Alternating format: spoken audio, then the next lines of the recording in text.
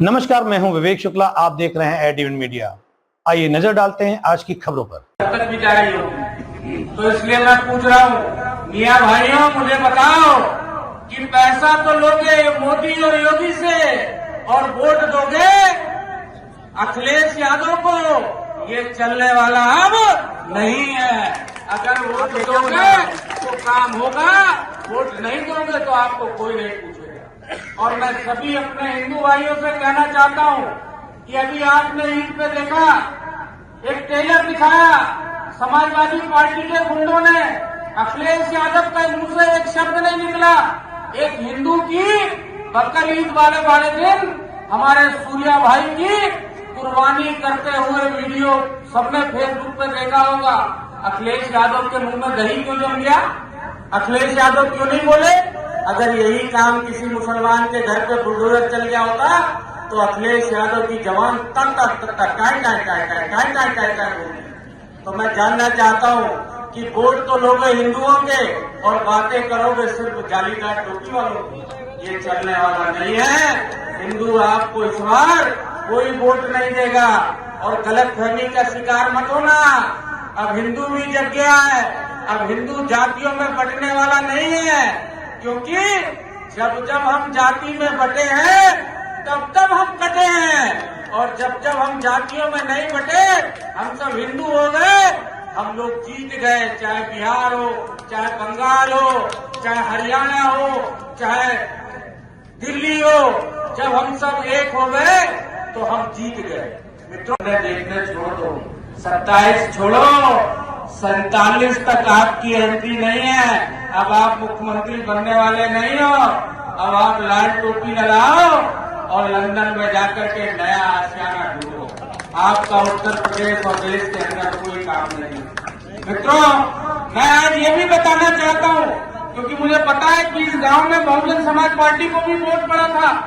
Bahujan Samaj party के vote देने वालों से कहने आया हूँ कि मेरे बहनों भाइयों, अगर आप हाथी का बटन दबाते, क्योंकि हाथी का कैंडिडेट यहाँ नहीं जीत रहा, यहाँ बीजेपी और सपा की लड़ाई होती है। अगर आपने हाथी का बटन दबा दिया तो आपने समाजवादी पार्टी को फायदा कर दिया। मैं इसलिए कह रहा हूं कि 2 जून 1995 का वो दिन आपको याद होगा जब समाजवादी पार्टी के नेताओं ने गेस्ट हाउस में बहन कुमारी मायावती जी की हत्या करने का प्रयास किया था। वो दिन भूलने वाला एक दिन नहीं है। मेरे जाटा भाइयों, ये बात मैं आपको दलित भाइयों कहने आया हूं कि 2 जून 1995 का दिन याद करना। जब ईवीएम पे जाओ तो ये भी याद करना कि उस दिन स्वर्गीय ब्रह्मदत्त द्विवेदी जी ने, जो भारतीय जनता पार्टी के विधायक थे, उन्होंने बहन जी के प्राण बचाने का काम किया था, भारतीय जनता पार्टी के लोगों ने। और 3 जून को बहन जी को भारतीय जनता पार्टी की सरकार ने समर्थन दिया, भारतीय जनता पार्टी ने, और बहन जी को 3 जून को मुख्यमंत्री बना। इसमें मैं यही कहूंगा कि जहां हमारे किसान अपने परिवार के भरण पोषण के लिए फसल उगाते हैं, समय पे उन्हें डीजल नहीं मिलता, उन्हें खाद नहीं मिलती, उसके बावजूद उन्होंने गन्ना पैदा करके जो चीनी मिलों में दिया है। लेकिन ये हमारा दुर्भाग्य ये है कि गन्ना राज्य मंत्री हमारे यहाँ का है, उसके बावजूद हमने एक तो पहले चीनी मिल खो दी और हमारे बजाज वालों ने इतना हम पे कर 135 करोड़ रुपए जो है आज किसानों का बकाया है। और जहां सरकारी चीनी मिलें ये लोग बंद करना चाहते हैं, इन्होंने पहले मझोला बंद की, अब जो है ये नवाबगंज को बंद कराने के लिए इसलिए कर रहे हैं कि इनकी निजी चीनी मिल चल पाए, क्योंकि इनकी निजी चीनी मिल में इस बार जो है गन्ना की पूर्ति नहीं हो पाई थी। ये गन्ना मंत्री होते होते जो है अपना लाभ लेना चाहते हैं और जनता का हनन करना चाहते हैं।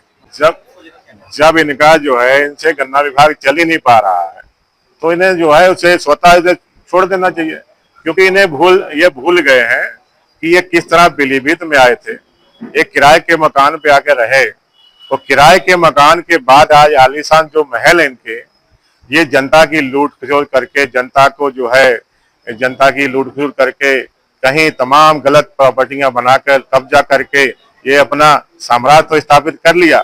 लेकिन इन्हें ये नहीं भूलना चाहिए कि यहाँ के लोग, पीलीभीत के लोग, तराई का क्षेत्र है, किसानों का क्षेत्र है, जिन्होंने आपको 2-2 बार मौका दिया, वो लोग जो है उन लोगों पे आप जो है ठगी का काम कर रहे हैं, आने वाले समय में आपको जो है संसद नसीब नहीं होगी। हमारे पीलीभीत का जो भी इतिहास है हम उसको जो है आपके सामने अभी नहीं रखना चाहते।